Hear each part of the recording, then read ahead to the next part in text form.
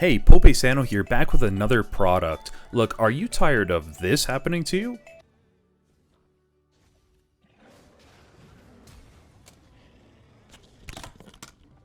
Or how about this? Whatever you want, my guy. What is going on? Or maybe you're tired of your girlfriend leaving you for someone else. Well, I have the solution for you. For the low price of $19.99 per second, you can pre-order my League of Legends hacks that will allow you to never miss a cannon. Yeah. Who's are you a good boy? Are you done? Win any game. I'm gonna win the game now. And get your girlfriend back.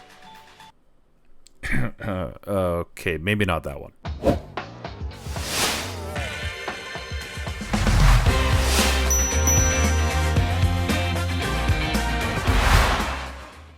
Hey guys, Pope Sano here with a how to play the mid game part 2.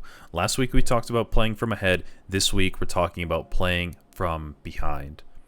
Before I begin, I just want to say guys, thank you so much for 1K subs. Your support has been amazing and I look forward to maybe making this a part-time job in the future.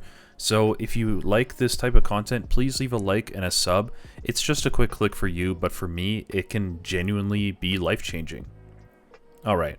Enough of the sappy stuff, let's go. Look, it's inevitable that you'll lose games. It's inevitable that you'll get the 0-10 Yasuo mid. But what is also inevitable is that you'll find yourself in a position to carry many games. The problem is, this is a tough thing to do. But if you can master this skill, you'll climb into the elo stratosphere. So let's cover a few ways in which you should be playing when you're behind in order to create opportunities for a comeback. First, play the opposite side of the enemy jungler or away from fed lanes. Second, identify likely tempo windows. Third, play power spikes and gold spikes. And finally, stall the game through wave states. Let's get into each of these. In this example, our gold Diana takes a bad fight against Hecarim and ends up losing her life and her flash. Sure, Hecarim pops Ghost, but now she's simply behind. This, combined with the fact that her bot lane is also losing, means that you should probably stay away from the bot side of the map. Now you lose that 3v3. Instead, this Diana actually still goes to Dragon, forces a fight, and now they're even more behind. Instead, let's take a look at what some challenger players do when their bot lane or their top laner is behind, or maybe they are behind themselves. In this challenger game, the fed Rengar shows up bottom. And our Mao, our Lilia player, wants to avoid this Rengar at all costs, meaning she's already playing on the opposite side of the map. He is inevitably going to get kills, you know that. And so what you can do is play away from the fed player, take their camps when they give you an opportunity to, and in this case, Lilia is allowed to get the Rift Herald, reclaiming about 400 gold between the camp that she took and the Rift Herald here. When behind around this level 6 to level 10 area, you are simply trying to stop the bleeding. Quit losing, stop bleeding gold, and in fact try to claw back and reclaim some of that along the way.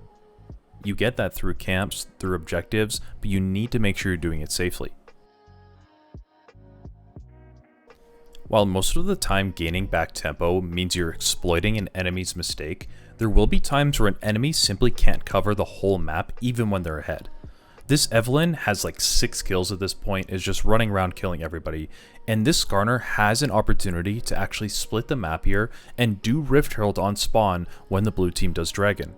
But instead, he chooses to hang around the bot side, looking for maybe a steal on Dragon, and he gives up a prime opportunity to get himself back in this game because he is so far behind this Evelynn.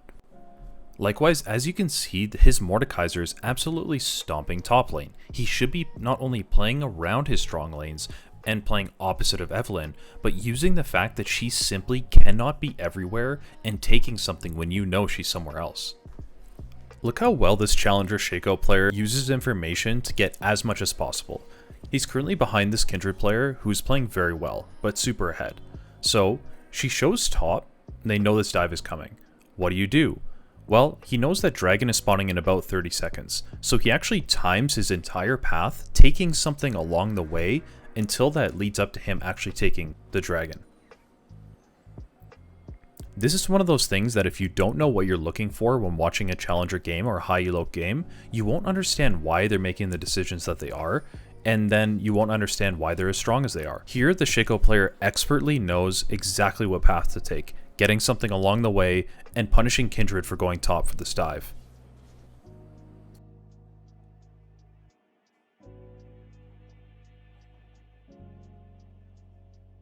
It's important to try to take fights after you've spent all your gold. Here, Xayah has 1600 gold, which is her Kraken Slayer sitting in base. You can see how it makes the difference in this fight.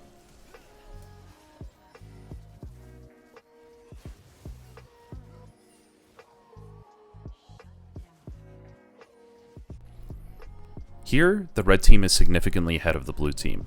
The blue team does try to take this fight around the dragon, and it doesn't go well for them. You'll see they're split up from each other, they're not paying attention, they're running around like chickens with their heads cut off. Ultimately, this leads to the red team getting a free fight. But this was a good fight to take from the blue team because Shyvana had not spent 2600 gold in this instance, meaning this fight was way closer than it needed to be. These types of mistakes happen all the time, and you should be paying attention to item spikes to know if your opponent that is ahead hasn't spent all their gold or not. To try to put this into perspective a little bit more, at this point in time, Shyvana is up 2225 gold. However, she is holding on herself about 2600 gold.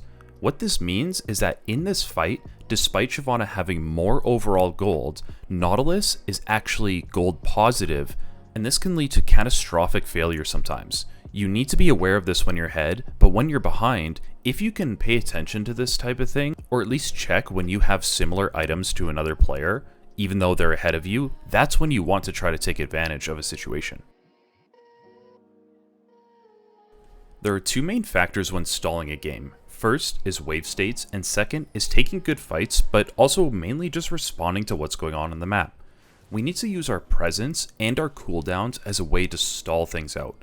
Here, Hecarim blatantly ignores the fact that, even though he's very behind, blue team is dropping Rift Herald mid. He needs to already be there and should be paying attention to the map to see that drop happening. His nonchalant walk over to the mid lane also means that they lose significant pressure mid, and then he decides to take an awkward engage, blowing his ultimate, which gives up even more pressure because now the blue team can respond in such a way knowing that he doesn't have that cooldown. It's not that when behind we need to be scared of using cooldowns, but we need to be even more calculated. One moment of not caring, and the game can just be over. The same thing goes for summoner spells, not just your ability cooldowns. There will be many times when saving your flash and just dying without using it, even if you're not 100% sure if you'll escape or not, means that you're not allowing the enemies to take things later on. Obviously, you have to take everything in context, meaning if you need to flash out to try to survive so that the enemies can't do Baron, you should probably do that. However, in higher elos, we frequently see players holding onto their summoner spells if they know they're dead for sure. This is one mistake I see players make all the time in lower elos and leads to huge advantages for the enemy team. In fact, there have been multiple times in my coachings where I see players use the summoner spell in a way that doesn't make a whole lot of sense, and then later they actually need that summoner spell. Well, I hope this gave you some things to think about when you're playing from behind in the mid game. I mean, many of these things apply to all stages of the game, but the mid game is where the game is generally most volatile, and teams will spike up or spike down in gold. Remember, to play the opposite side of the enemy jungle or fed lanes if they're ahead of you. Try to claw back that tempo using windows and mistakes from the enemies. Pay attention to power spikes and gold spikes that you or your enemy can have. And try to stall out the game through wave management, clearing waves, using cooldowns properly in a calculated and managed way. Alright my friends, now just to end, I want to talk about the 1K sub tournament that is going on 1 week today. Yes, on October 1st, in my Discord, which you can find in the description or in the channel bio, we're going to be hosting a 5v5 tournament comprised of 4 teams. The teams have all been signed up for, but if you're looking to sub maybe, if someone can't make it, you can still do that too. I'll be streaming that here on YouTube, and every team will get at least 1 game on stream. There's a $100 cash prize for the winning team, and it's just a way for me to say thank you so much for 1K subs. Here's to 2K.